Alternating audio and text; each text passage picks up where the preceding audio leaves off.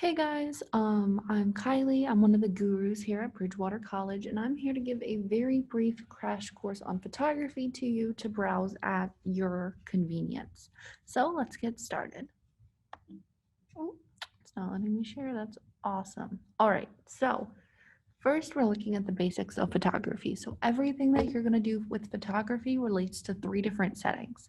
You have your ISO, your shutter speed, and your aperture. So those are the three things that we're going to cover today.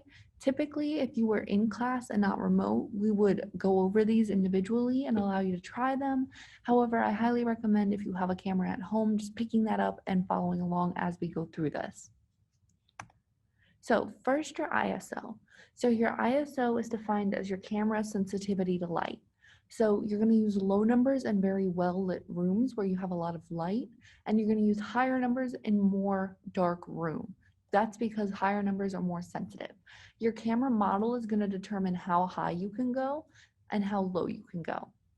You do want to be careful, however, because the higher your number is on your ISO, the more grain is going to be in your photo.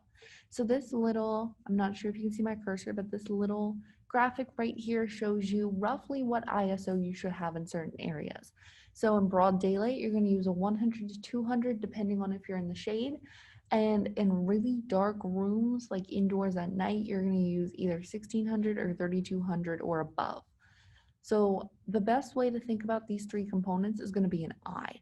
So your ISO is essentially your pupil, and it's going to open and close according to how much light is in the room.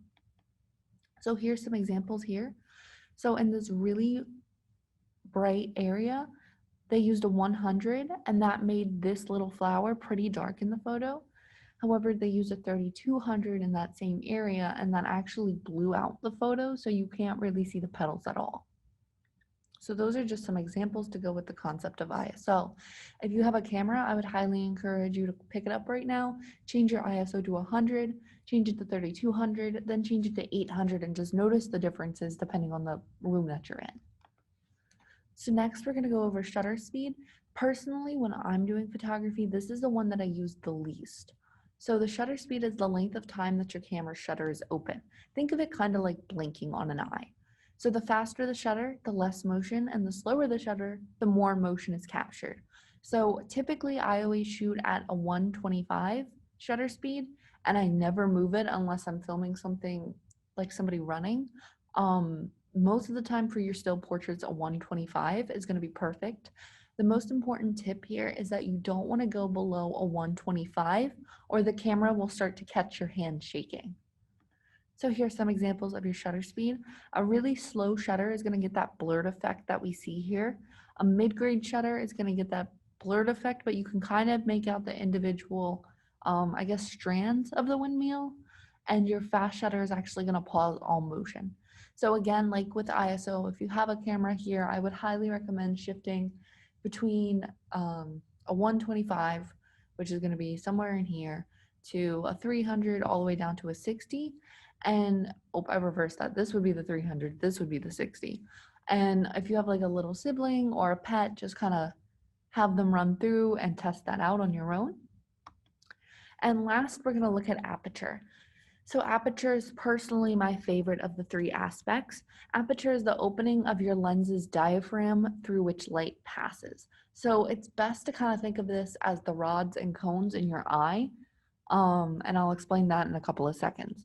So your aperture mostly relates to depth of field, which is going to refer to how much of an image is in focus.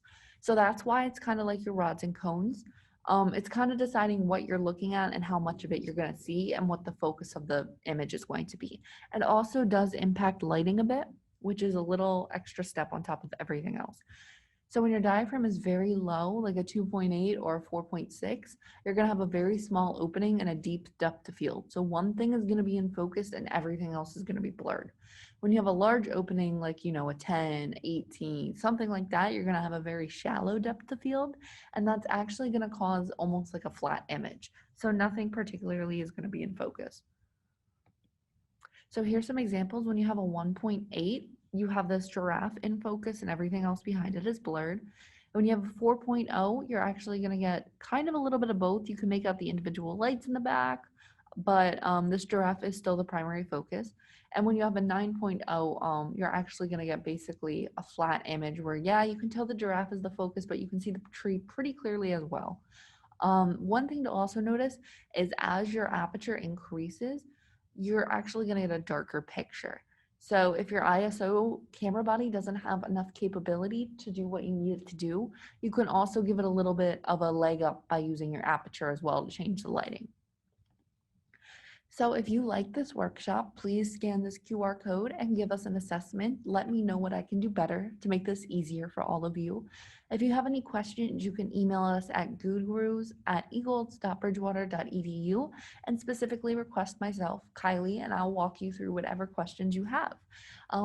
If you guys like this workshop and you're back on campus next semester, we highly recommend stopping in where we can actually give you the cameras and walk through it all with you. And that's all I have for today. Have a great day, guys.